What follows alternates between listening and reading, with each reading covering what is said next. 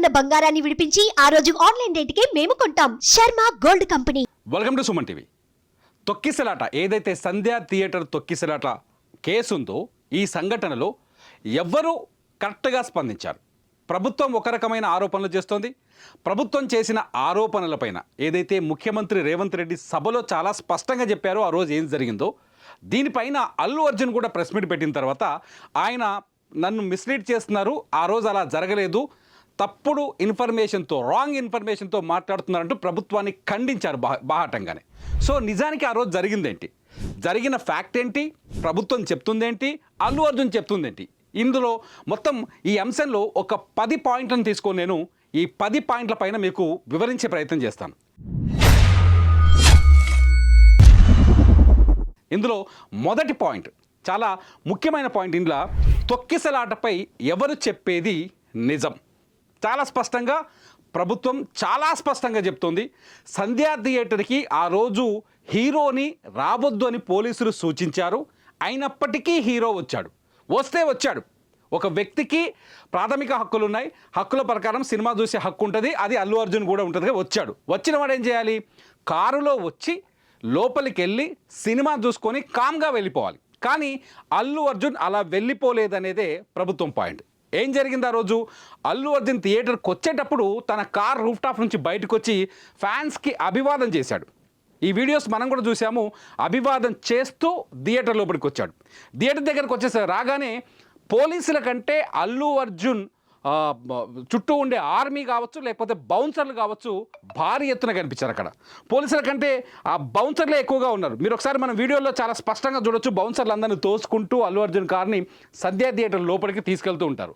ఈ సీన్లో ఖచ్చితంగా తొక్కిసలాట జరిగే అవకాశం ఉంది. ఎందుకంటే థియేటర్ లోపలికి వచ్చేటప్పుడు అల్లు అర్జున్ చేతులు బయట ఊపుతూ రావడం వల్ల ఆర్టీసీ క్రాస్లో దాదాపు 12 సినిమా థియేటర్లు ఉన్నాయి. ఆ 12 సినిమా థియేటర్లకు సినిమా బెనిఫిట్ షో చూడడానికి వచ్చిన ఫ్యాన్స్ అందరూ ఒక్కసారిగా సంధ్యా థియేటర్ దగ్గరికి తోసుకొచ్చారు. గ్యారంటీ తోసుకొచ్చారు. కాబట్టే ఆ ఫ్యాన్సులు ఒక్కసారిగా అల్లు అర్జున్ చూడడానికి సంధ్యా థియేటర్ లోపలికి పరిగెత్తుకుంటూ రావటం వల్లే తొక్కిసలాట జరిగింది.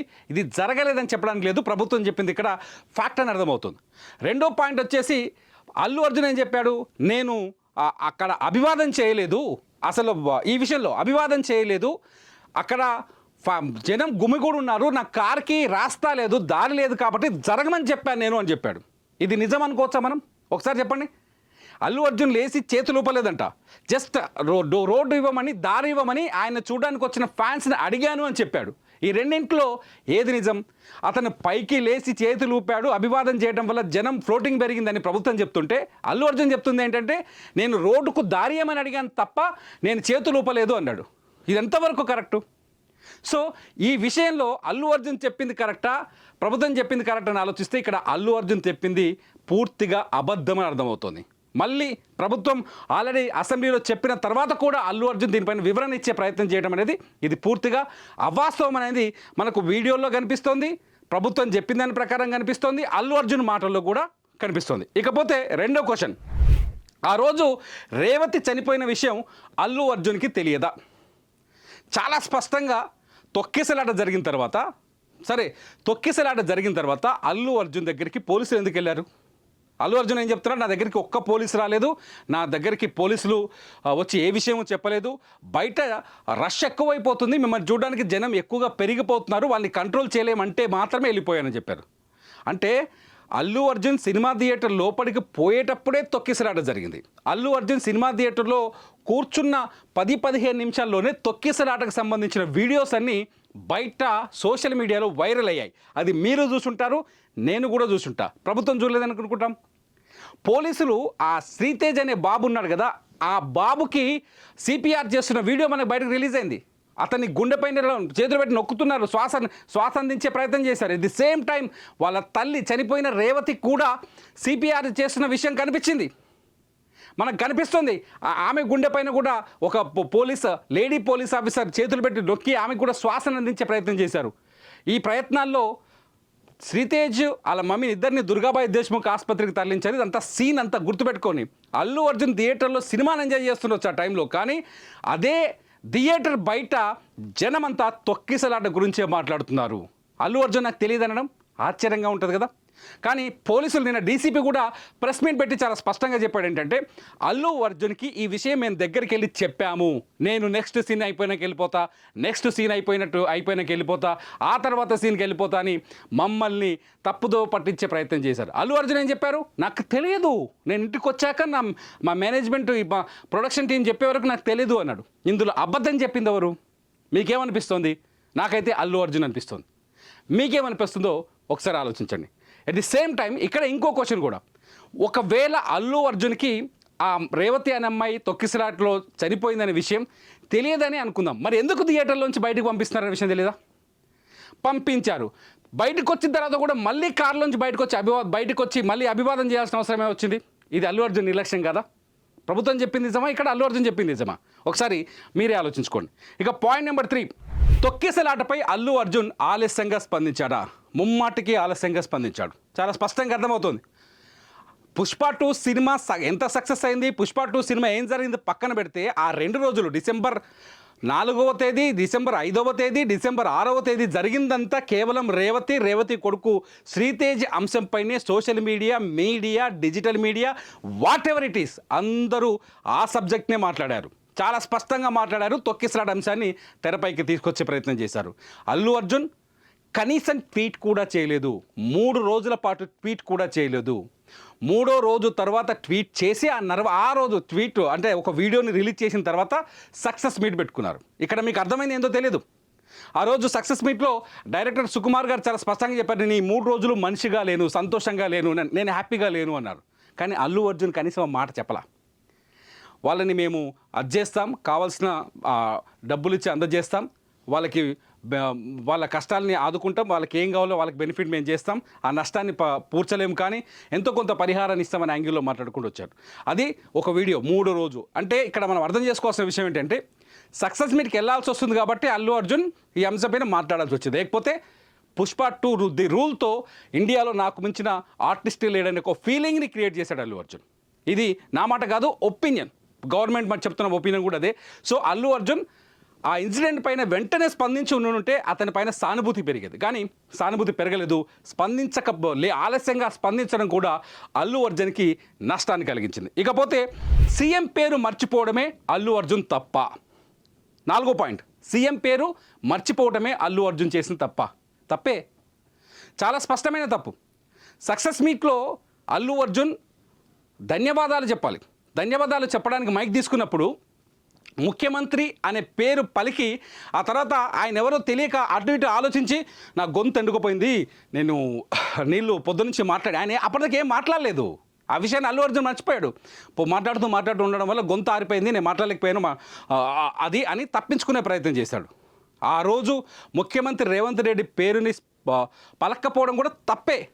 కాకపోతే ఏం జరిగిందంటే, ఇక్కడ ఆ ముఖ్యమంత్రి పేరును మర్చిపోవడం వల్ల ఏం జరిగిందంటే, ఆ అల్లు అర్జున్కి ఆ సక్సెస్ కిక్కే కనిపించింది కానీ చుట్టూ ఉన్న పరిణామాలను ఆయన ఏనాడు పట్టించుకోలేదు.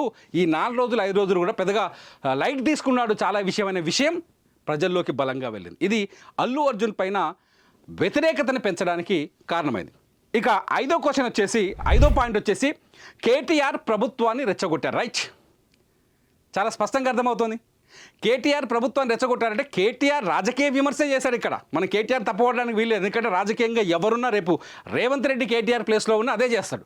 కానీ కేటీఆర్ చేసిన విమర్శ ఏంటో తెలుసా? బెనిఫిట్ షోలకు అనుమతి ఇస్తే ఆ హీరోలు కూడా నీ పేరు గుర్తుపెట్టుకోలేదు, అటువంటి ముఖ్యమంత్రి రాష్ట్రాన్ని పరిపాలిస్తున్నాడు అంటూ ఒక టీవీ ఛానల్కి ఇచ్చిన ఇంటర్వ్యూలో మాట్లాడారు. కేటీఆర్ మాట్లాడారు, ఆ ప్లేస్లో రేవంత్ రెడ్డి ఉన్నా మాట్లాడతారు. అది రేవంత్ రెడ్డి తప్పు కాదు, కేటీఆర్ తప్పు కాదు, ఇక్కడ రాజకీయంగా సహజమైన విషయం అది. కానీ అల్లు అర్జున్ స్టేజ్ మీద చేసిన మిస్టేక్, ఏదో సక్సెస్ మీట్లో చేసిన మిస్టేక్ ఏం జరిగింది?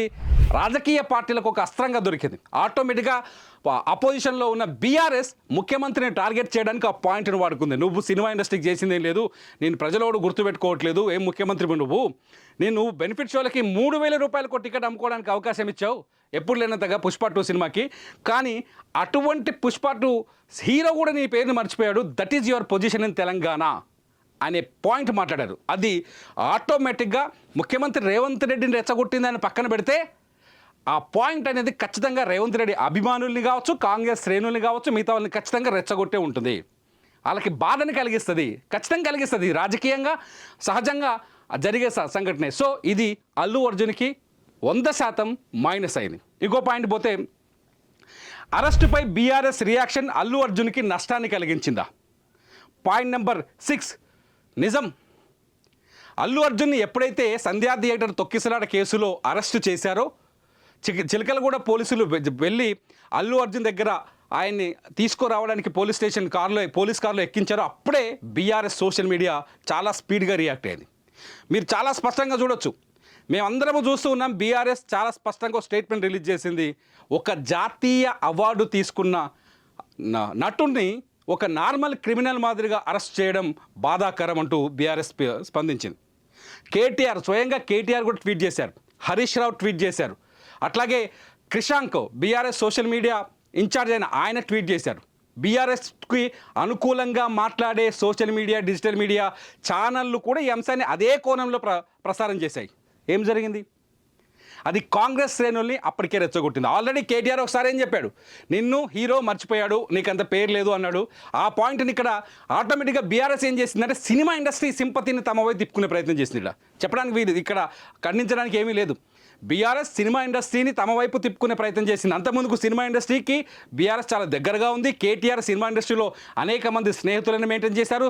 సినిమా ఇండస్ట్రీకి కేటీఆర్కి అవినాభావ సంబంధం ఉందని అందరికీ తెలుసు, తెలంగాణ వాళ్ళందరికీ. At the same time Allu Arjun ఇష్యూలో అల్లు అర్జున్ అప్పటికే ఒక నింద మోస్తున్నారు. ఎప్పటి నుంచి? ఎలక్షన్స్ నుంచి, ఆంధ్రప్రదేశ్ ఎలక్షన్స్ నుంచి. వైసీపీకి అనుకూలంగా ఉన్నారు అల్లు అర్జున్. వైసీపీ తన మిత్రుడైన ఇక్కడ నంద్యాలలో తన మిత్రుడి కోసం ప్రచారానికి వెళ్ళారు.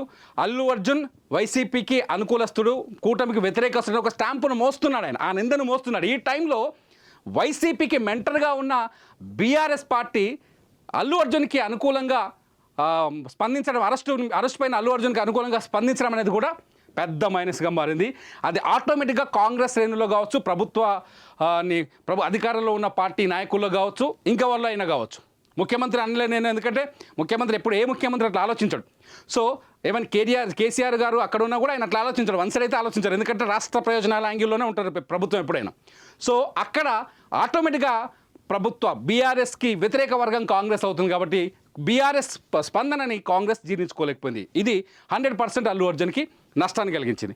ఇకపోతే సినిమా ఇండస్ట్రీ అల్లు అర్జున్ అరెస్టుపై ఓవర్గా రియాక్ట్ అయిందా? Point number 7 cinema industry Allu Arjun అరెస్టుపై ఓవర్గా రియాక్ట్ అయిందా? 100%, 100% మనకు అర్థమవుతుంది. సినిమా ఇండస్ట్రీ ఎందుకు అల్లు అర్జున్ అరెస్ట్ చేశారు? సినిమాలో ఉండే పెద్దలు కావచ్చు, ఇవాళ అల్లు అర్జున్ దగ్గరికి వెళ్ళిన వాళ్ళు కావచ్చు, వాళ్ళందరినీ ఒకసారి ఆలోచించుకోమని చెప్తున్నా. నా ఒపీనియన్ ఇది.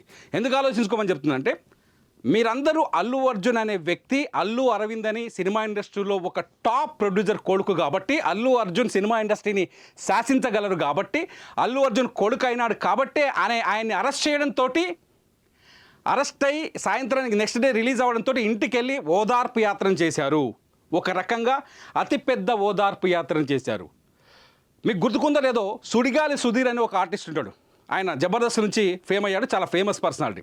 సుడిగాలి సుధీర్ కూడా వెళ్ళి అల్లు అర్జున్ని పరామర్శించారు. ఇండస్ట్రీలో ఉన్న అందరూ అక్కడ దాకా వెళ్ళారు. ఎందుకంటే అక్కడ అల్లు అర్జున్ పైన సింపతి చూపించారు. ఆయన్ని జైల్లో వేసి కొట్టలేదు, అన్నం పెట్టకుండా కూర్చోబెట్టలేదు, కారాగారంలో వేసి తాళమేయలేదు. జ్యుడిషియల్గా తీసుకెళ్ళి జైల్లోకి తీసుకెళ్లారు. బెయిల్ అంశం పైన పెండింగ్ అయింది కాబట్టి కూర్చోబెట్టి తీసుకొచ్చారు. ఆయన ఉన్న కొన్ని ఏళ్ల పాటు జగన్మోహన్ రెడ్డిని జైల్లో పెట్టి ఉండొచ్చు, లేకపోతే చంద్రబాబు నాయుడు గారిని జైల్లో పెట్టి ఉండొచ్చు, రేవంత్ రెడ్డిని జైల్లో పెట్టి ఉండొచ్చు. కొన్ని రోజుల పాటు వీళ్ళు జైల్లో ఉన్నారు, శిక్షను అనుభవించారు. కానీ అల్లు అర్జున్కి ఆ ఛాన్స్ కూడా లేదు. కొన్ని గంటలు మాత్రమే ఆయన జైల్లో ఉన్నారు. జైల్లో ఉన్న ఆ సందర్భంలో అల్లు అర్జున్ జైల్లో ఉన్న బయటికి రాగానే ఇండస్ట్రీ మొత్తం ఇంటికి దారి కట్టేసి ఓదార్పు యాత్ర నిర్వహించింది. ఎట్ ది సేమ్ టైం ఇదే టైంలో ఇంకొకటి కూడా జరిగింది. ఆ రోజు ఎవరైతే ఇండస్ట్రీ వాళ్ళు అక్కడికి వెళ్తున్నారో ఆటోమేటిక్గా రేవతి కుటుంబానికి కావచ్చు, రేవతి కొడుకు ఆసుపత్రిలో, రేవతి చనిపోయింది, రేవతి కొడుకు ఆసుపత్రిలో ప్రాణాలతో పోరాడుతున్నారు. రేవతి కొడుకుని పరామర్శించడానికి ఈ సినిమా ఇండస్ట్రీకి నోరు రాలేదు. అంతేకాదు ఈ ఇన్సిడెంట్ పైన సినిమా ఇండస్ట్రీ కనీసం స్పందించలేదు. ఈ ఇన్సిడెంట్ పైన సినిమా ఇండస్ట్రీ స్పందించలేదు. ఏ హీరో కావచ్చు, నటుడు కావచ్చు, యాక్టర్ కావచ్చు, కనీసం ఆ తొక్కిసలాట జరగడం బాధాకరం. ఇది ఆ రేవతి కుటుంబానికి అండగా ఉంటుంది సినిమా ఇండస్ట్రీ, లేకపోతే రేవతి కుటుంబాన్ని ఆదుకునే ప్రయత్నం చేస్తుంది. ఎందుకు మాట్లాడలేదు సినిమా ఇండస్ట్రీ? మీ సినిమా ఇండస్ట్రీ కోసమే కదా బెనిఫిట్ షో ఇచ్చింది. మీ సినిమా ఇండస్ట్రీకి మీకు బెనిఫిట్స్ వాళ్ళు ఎందుకు ఇవ్వాలి అప్పుడు? మీకు బెనిఫిట్స్ వాళ్ళు ఎందుకు ఇవ్వాలి? మాట్లాడాలి కదా. సామాజిక అంశాన్ని, సమాజాన్ని మీరు సమాజంలో వ్యాపారం చేసుకుంటున్నప్పుడు ఆ మీ ఫ్యాన్ ఒకడు వచ్చి తొక్కిసలాట జరిగిపోయినప్పుడు ఎందుకు మీరు మాట్లాడలేదు? అదే పోయి అల్లు అర్జున్ పట్టుకొని ముట్టుకొని ముద్దులు పెట్టి ఓదార్పు యాత్ర చేశారు కదా. ఆ ఓదార్పు యాత్ర నిజంగా అల్లు అర్జున్కే మైనస్ అయ్యింది, 100% మైనస్ అయింది. ఇకపోతే 8వ పాయింట్, అల్లు అర్జున్ ధన్యవాదాలు చెప్పడంలో విఫలమయ్యారా? 100%. మీకు గుర్తుకుందో లేదో మొదటి నుంచి ఒకసారి ఒక సీక్వెన్స్ని ఆలోచించండి. ఇక్కడ అల్లు అర్జున్ మొదటి నుంచి ఒక విషయంలో చాలా నిర్లక్ష్యంగా ఉన్నారు.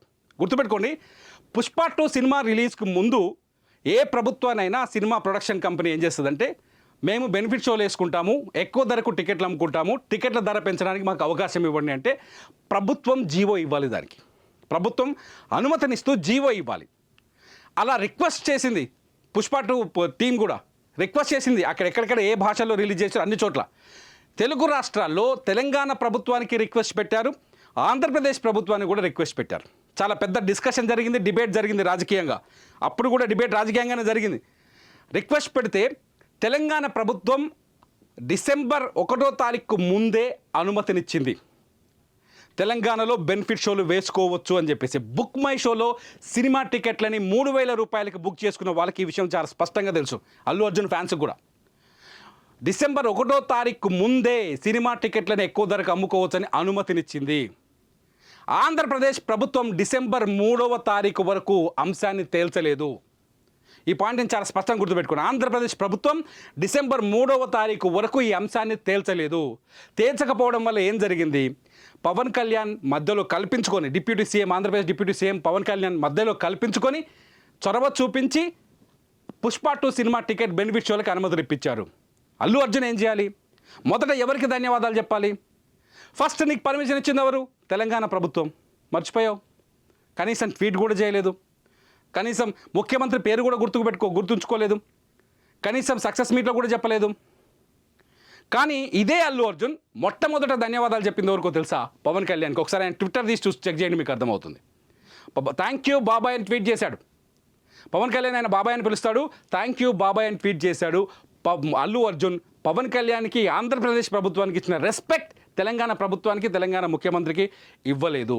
ఇక్కడ కూడా అల్లు అర్జున్ విఫలమయ్యాడు.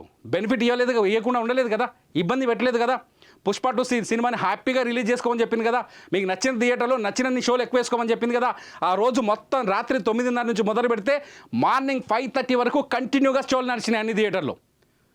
తెలంగాణలో, హైదరాబాదులో అన్ని సినిమా థియేటర్లలో బెనిఫిట్ షోలు నడిచినాయి. నడవలేదని చెప్పే శక్తి ఎవరికి లేదు. ఇది అల్లు అర్జున్ మిస్టేక్ అవుతుందా కదా? మీరే చెప్పండి. ఇకపోతే అల్లు అర్జున్ సక్సెస్ మీట్లు చేయలేదా? నిన్న ప్రెస్ మీట్లో చెప్పాడు. అసెంబ్లీలో ముఖ్యమంత్రి రేవంత్ రెడ్డి అల్లు అర్జున్ని విమర్శించిన తర్వాత, ఆయన చేసిన తప్పుల్ని వరుసపెట్టి బయటికి చెప్పిన తర్వాత, నేను ఎక్కడ ప్రెస్ మీట్లు చెప్పలేదు, నేను ఎక్కడ సక్సెస్ మీట్లు చేయలేదు, ఇదే ఇంట్లో ఆ మూల కూర్చుంటున్నాను, వచ్చి బాధతో తడలిపోతున్నాను, బాధపడుతున్నాను. అల్లు అర్జున్ చాలా స్పష్టంగా ముఖ్యమంత్రి రేవంత్ రెడ్డి ఒక మాట చెప్పాడు. అల్లు అర్జున్ పై నాకు ప్రత్యేకమైన కోపమేం లేదు, అల్లు అర్జున్ అంటే నాకు నెగిటివ్ ఒపీనియన్ ఏం లేదు. అల్లు అర్జున్ మా తెలంగాణోడు, మా నల్లగొండోడు. అల్లు అర్జున్కి పిల్లనిచ్చింది మా రెడ్డి పిల్లనే ఇచ్చినాం, మాకు బంధువు కూడా అవుతాడు. ఇన్ని స్పష్టంగా చెప్పిన తర్వాత నువ్వెందుకు అబద్ధం చెప్తున్నావు? అల్లు అర్జున్ గారు, మీరు ఎందుకు అబద్ధం చెప్తున్నారు? మీరు హైదరాబాద్లో ప్రెస్ మీట్ మాట్లాడారు. ఆ ప్రెస్ మీట్లోనే, సక్సెస్ మీట్లోనే మర్చిపోయారు అల్లు అర్జున్ పేరుని. చాలా clear. At the same time ఢిల్లీలో ప్రెస్ మీట్ పెట్టారు. ఢిల్లీ ప్రెస్ మీట్లో మీరు మాట్లాడిన ఒక మిస్టేక్ డైలాగ్ వైరల్ అయింది. అదేంటో చెప్పనా? బండి సుకుమార్ రెడ్డి ఈ సినిమా డైరెక్టర్ అని చెప్పుకొచ్చారు. ఆయన్ని ఎప్పుడు సుకుమార్ గారిని నాకు తెలిసినంత వరకు ఎవరైనా సుకుమార్ అనే పిలుస్తారు. సుకుమార్ ఇంటి పేరుతో ఎప్పుడు ఎవరికి తెలియదు. మీరు చెప్పారు బండి సుకుమార్ రెడ్డి. ఈ డైలాగ్ వైరల్ అయింది. సో సక్సెస్ మీట్ చేయలేని ఎలా చెప్తున్నారు?